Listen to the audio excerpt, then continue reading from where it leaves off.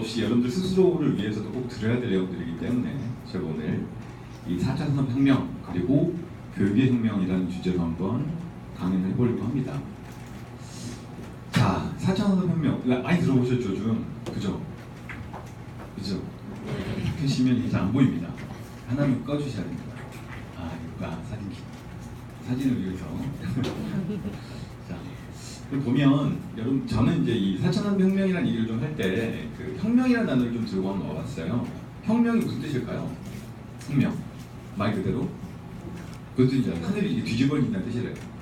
하늘이 이제 뒤집어진다는 무슨 말이에요? 예전에는 뭐 이렇게 왕권이 바뀌거나 뭐 법이 바뀌거나 그랬을 때 혁명이라는 단어를 쓰는데 지금 이 시점에 우리가 혁명을 쓰는 이유는 뭐냐면 우리가 갖고 있는 기본적인 개념들이 바뀐다는 거예요. 그래서 우리는 어떻습니까? 두렵습니다. 그렇죠? 지금 아까도 뭐 말씀하셨지만 직업의 반이 다 사라진대요. 상담도 사라지고 의사도 사라지고 변호사 사라지고 도대체 누가 남아있을지 저도 모르겠어요.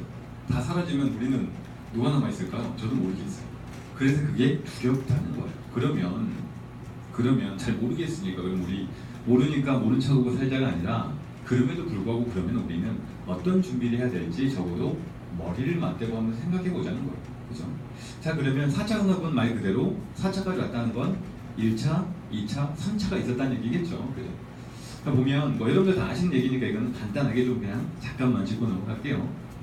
1차 여러분 나이 뭐 그대로 증기기관차가 생성이 되고 기계가 나오고 뭔가 이제 생산의 체계가 조금 대량 생산이라는 걸 갖춰가고 있던 시점쯤에 다시 한번 2차 혁명 그거는 아마 전기가 발견을 했을 거고 실제 우리가 대량이라는 걸 생산하기 시작한 어떤 기틀이 됐다고 생각을 합니다.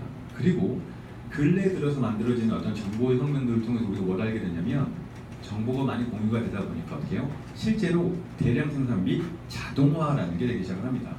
이게 일단 보시면 기본적인 형태들이긴 한데 자, 이 형태를 보면서 우리가 뭘 유추하냐면 4차를 유추하면서 뭐가 바뀔지를 좀 볼 거예요. 4차가 왜 기존에 있었던 2차, 3차보다 좀 더 두렵고 좀 더 많은 걸 얘기하냐면 자, 우리가 이걸 얘기하는 건데요. 4차 산업 그럼 여러분들이 많이 들었던 얘기 중에 혹시 뭐 좀 생각나는 단어들 있으세요? 4차 산업 그럼 뭐 무슨 얘기 하던가요? 네? IoT 좋습니다. IoT 뭐 사물이 뭐 연결이 돼 있고 뭐 빅데이터가 있고 뭐 인공지능이 나오고 엄청 좋은 얘기들 많이 하죠.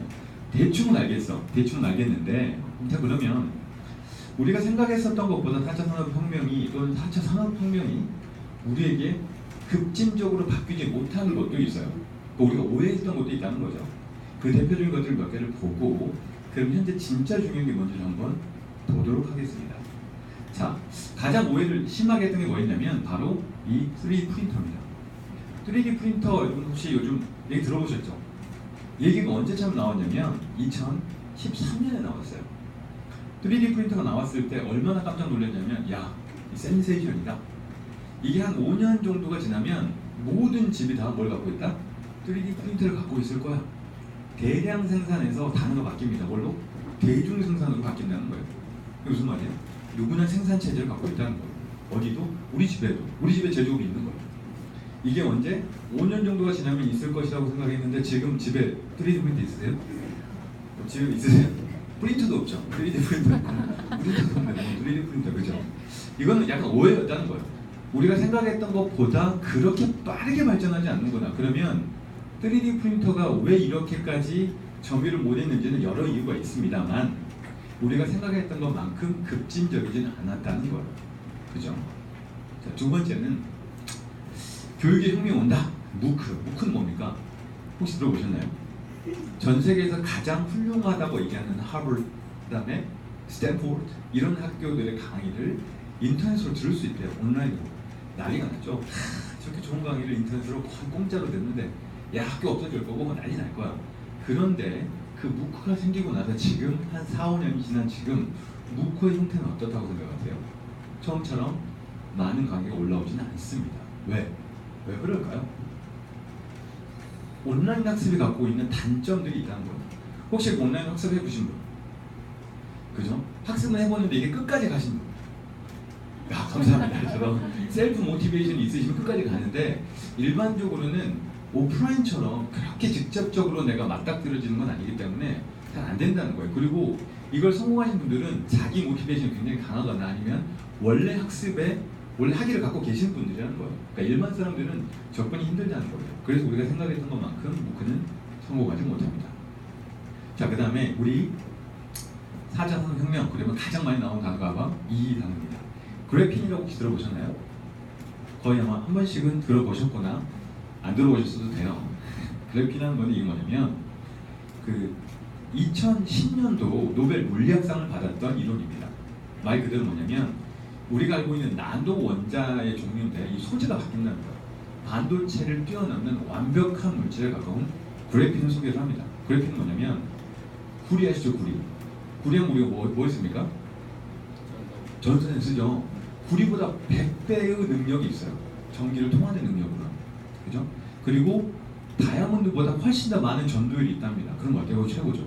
그리고 생각보다 생산도 나름 해볼 수 있는데 이 얘기를 누가 했을까요? 4차 산업혁명의 가장 거장이라고 하는 클라우드라는 사람이 이런 얘기를 했는데 생각보다 얘기가 좀 어때요? 그 사람 처음 얘기했을 때는 반도체를 거의 대체할 것이다. 지금 안 하고 있죠.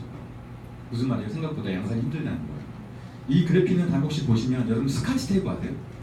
스카치 테이프랑 연필 심 아시죠? 이걸 두 개를 합쳐가지고 이렇게 했더니 거기에 이렇게 섬유 직물들이 이렇게 찍혀나온 걸 보고 연구를 해서 그래핀이라는 이론을 만들었는데 이론상으로 되게 좋아요. 거의 연구용으로 최고죠. 그런데 실제화시키기가 좀 힘들다는 거예요. 뭐 이것도 여러 가지 이유가 있겠지만 다시 돌아와서 우리가 생각했던 것보다는 4차 산업혁명이 그렇게 생각했던 만큼 빠르지 않거나 아니면 조금 잘못 생각하고 있었다라고 볼 수 있습니다. 그러면 다 잘못된 거냐? 다 뻥이냐? 그러진 않다는 거예요. 그죠? 우리는 뭘 집중해야 되냐면 바로 얘를 집중해야 됩니다. 인공지능입니다. 얘는 인공지능은 얘기를 하면 당연히 알고리즘을 얘기를 해야 되는데 여러분들이 생각하는 알고리즘은 뭐예요? 어떤 걸 알고리즘이라고 하세요? 알고리즘이 뭘까요? 알고리즘. 난 들어는 봤는데 뭐라고 설명이 좀 애매하네요. 사람들한테 좀 많이 알고리즘 뭐 그거 있어. 좋은 거 이런 거 얘기하시나요? 알고리즘 뭐예요? 정확하게 얘기는 뭐냐면 우리가 그 수학으로 얘기하면 그 문제 풀이식 같은 거, 함수식 같은 걸 알고리즘이라고 보시면 돼요. 문제를 푸는 방법일 텐데 우리는 이 알고리즘에 관련된 얘기를 좀 해봐야 됩니다. 왜 해봐야 되냐면 바로 이 이유 때문인데요.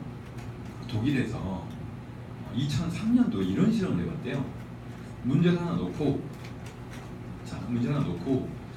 굉장히 복잡해요. 컴퓨터 풀기 굉장히 어려운 시험을 가지고 두 가지 상황을 놨다는 거예요. 하나는 뭐냐면 1982년 형태의 소프트웨어 그리고 그때 썼던 하드웨어를 가지고 문제를 풀게 했더니 얼마가 걸려요? 82년이 걸리더래요. 82년. 그런데 그때 당시에 2003년도에 문제를 풀려고 했더니 얼마나 걸려요? 1분 걸렸다는 거예요. 보세요. 얼마나 많이 발달했어요? 4만 3천 배 정도가 발달을 했는데 알고 보면 기계가 발달하는 거 몇 배예요? 1000배밖에 안 돼요. 근데 뭐가? 소프트웨어가 거의 4만 배 이상 발달했다는 거예요. 무슨 말이에요? 소프트웨어가 훨씬 더 빨리 발달하고 있다는 겁니다. 이걸 우리는 알고리즘이라고 그러죠. 그러니까 무슨 말이냐면 하드웨어 속도보다 소프트웨어 속도가 훨씬 더 빨리 발달을 하고 하드웨어를 받쳐주다 보니까 그런 알고리즘들이 굉장히 다양한 형태로 발전을 합니다. 이게 그냥 알고리즘 형태만 있으면 별로 상관이 없어요. 이제 4차 산업은 그게 문제예요. 자, 우리는 이제까지 알고리즘을요 우리가 만들잖아요. 우리가 만들어요. 근데 4차 산업혁명은 뭐가 문제냐면 어떻게 해요? 알고리즘을 기존의 알고리즘이나 기존의 데이터를 누가? 컴퓨터가 스스로 학습을 한다는 거예요. 기계가 스스로 학습을 해요. 알고리즘을 만들어서 또 알고리즘을 만들고 이걸 또 데이터를 만들고 이걸 우리가 뭐라 그럽니까?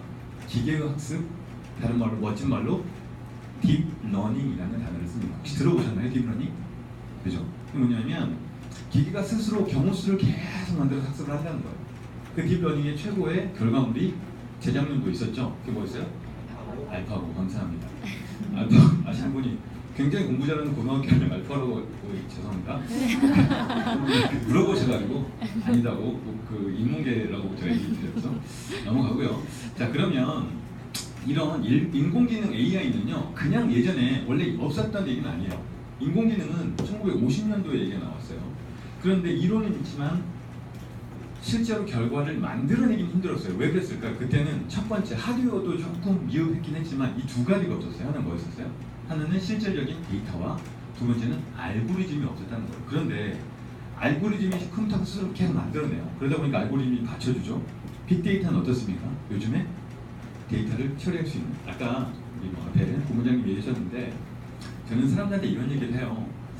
여러분들이 생각하는 빅데이터는 뭘까? 여러분은 빅데이터가 뭐라고 생각하세요? 빅데이터? 사람들이 많이 얘기하죠. 빅데이터가 뭘까요? 그러면 얘기합니다. 큰 데이터. 그렇죠? 그러면 오늘 데이터가 어제보다 클 거 아니에요? 그럼 어제 데이터는 무슨 데이터야? 미들 데이터가 되는데 어제 것도 빅인데 오늘 것도 빅이고 그렇게 얘기하면 안 된다는 거예요. 빅데이터는 약간 다른 저는 느낌이라고 생각을 해요. 자, 빅데이터라는 단어가 언제부터 나온지 아세요? 그 단어가 나올 때는 아마 우리 손에 이 스마트폰이 들리면서부터라고 저는 얘기를 합니다. 왜 그럴까? 기존의 데이터는 약간 어떤 형태냐면요. 데이터를 가지고 자, 그럼 예를 들어 볼게요. 우리가 지금 여기 어디죠? 이게 강남구인가요? 강남구라고 쳐봅시다. 강남구에서 사람들이 많이 가는 식당 봤더니 여기 돈가스 집도 여기 하나 있고 순댓국집도 있더라는 거예요. 돈가스 집이 많이 가니까 돈가스 좋아하는 사람들이 아무래도 젊은 사람들이 좀 많으니까 젊은 사람들이 쓰는 비율이 이 정도 될 것이라고 예측을 했었어요. 예측. 결론 뭐예요? 실질적인 데이터가 아니라 예측값이었다는 거예요. 그런 예측값으로 뭘 하니 그 데이터가 정확하지도 없죠. 이것도 정확하지 않으니까. 예전의 데이터는 살짝 어떤 느낌이냐면 추정값이 되게 많았다는 얘기예요. 추정값. 요즘은 어때요? 20대가 움직이는 걸 직접 어떻게 합니까? 레코드를 합니다. 예를 한번 들어볼까요? 자, 카카오톡이 처음에 다음과 이렇게 합병을 하면서 무슨 생각을 했냐면 온라인은 어차피 안 돼. 누구한테 안 돼? 네이버한테 안 돼. 네이버한테 안 되니까 오프라인이라도 잡자. 그래서 가장 먼저 시작했던 서비스, 오프라인의 가장 어떻게 보면 현실화 시킬 수 있는 서비스를 우리는 카카오 택시를 하나 만들었고요. 원래 카카오 택시는 아시겠지만 2년이나 1년 반 정도 있다가 원래 유료화 서비스로 바꾸려고 했었어요. 그러다가 지금 유료화 됐습니까? 안 했죠. 지금 어떻게 했어요? 완전히 더 무료로 개방을 해놨어요.